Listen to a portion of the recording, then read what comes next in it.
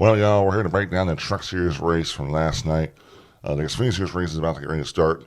But we break down this truck race right off the bat. Nick Sanchez won the pole. And he started off leading the first couple laps, first bit of the stage one, but then Chris Jackus came on strong, took the lead, and really, he dominated. Chris Jackus dominated stage one until the end when Kyle Busch's car came on strong. It was able to pass him with like 4 or 3 laps left in the stage and win stage one.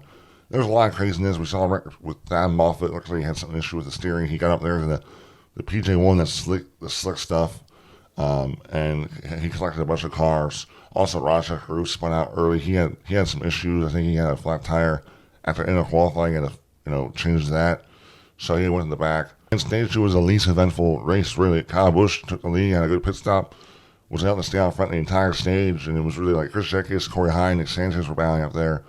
But really, Kyle Busch dominated that race and that stage. Excuse me. There was no cautions in that stage either. So that was a very chill, flowing. There was some passes in the back of the field, but it stayed mostly single file most of that run. Then stage three began. Kyle Busch was able to stay out front and really take control of the race again. We still had a lot of competition in the battle in the back of the half. With Chris Jackus, Nick Sanchez, Corey Hine, they were all battling, jockeying for second place. It was really entertaining. The restarts were exciting. 3 and 4 is a little more opportunity with multi-groove racing up there.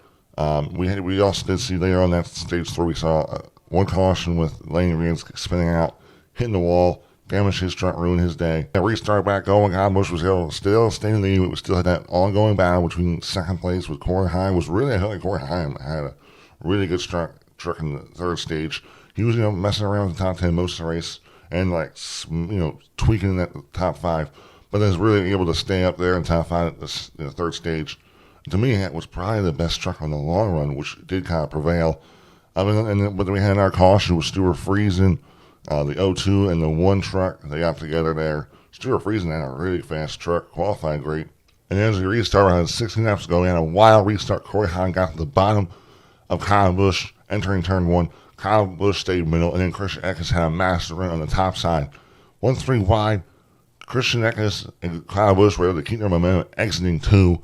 Corey Hine kind of lost it back to 3rd. And then going into 3 and 4, we had a big wreck then with multiple cars. The 88, the 45, the 9, the 5. Wild wreck there. But Christian Eckes was leading at the time of the caution. And after cleaning up, we had what would have been the final restart with Kyle Busch.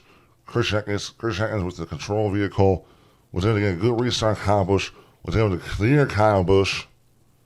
And we thought, oh boy, Chris Jackus has a fast car. Can he keep that momentum? But Kyle Busch was still too strong. Was able to pass Chris Jackus within like 2 laps of that run.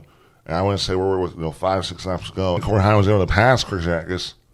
While then Corey Hine was able to run down Kyle Busch. And it was a great battle for 5 laps. We saw that it looked like Corey Hine had he was able to get a good draft in the straightaways, but then in the turns, Kyle Busch was just too good, too smart. He just had great, turns. Was able to really keep the truck down to the bottom. Really good job, just not letting Corey Hine get to his outside or inside. Just did a great job. I mean, and there was a lot of times I thought if Corey Hine has a big enough run here on these straightaways, he's going to get to his outside, but it never prevailed. Kyle Busch did a really well job. And it just wasn't enough for Corey Hine, and Kyle Busch was able to take home the W, gets his second truck win of the season, gets home in a freaking sick Realtree freaking truck. It is a fire truck. The Brent Green, really, really cool. I guess it was Realtree's first win as a primary sponsor. I know they're sponsored like Kevin Harvick a couple times. I guess like associate sponsor, but this is really cool. It's a sick truck. I really just want to look at our top 10 finishers. Kyle Busch gets it done. Led 112 laps. Corey Hine second. Led 0 laps. Still a great run for him. Going to be good for points. Nick Sanchez, really good run. Led 16 laps. Chris Jackus led the second most at 31 laps. Zane Smith fifth in the Hilgeman McNally Racing. Really good. He had a really cool Speedy Cash sponsored car. Led 8 laps for a little bit there. Daniel Dye, great run for him. Finishing 6th.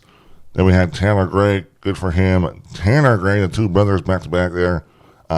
Stephen Parsons in 9th, and then in 10th, Tyler Jeske. I did want to talk about Raja Crew finishing 12th.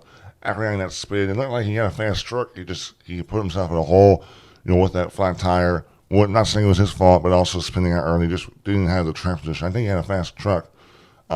Just didn't put himself in the good positions. But overall, it was, to me, a good, solid race. It was exciting. I would say, it's a typical truck race. Nothing too crazy. We had some wrecks, a lot of wrecks. A lot of young guys making mistakes, but it wasn't too chaotic. If I put this race in the rolling rate, I'm going to give it a fair 6.4. Good, solid racing. Stage 2 got pretty chill, but that's just happens when you have a cup guy like Kyle Busch who's just so dominant. And you give him a good truck, it's going to be tough for him to beat him. But overall, solid race, like I said. Thank you guys for watching. My freaking light that makes myself look brighter died halfway through this video, so that's probably why it looks different from a clip or two ago. Besides that, thank you guys for watching. Like I already said, like and subscribe. See you later.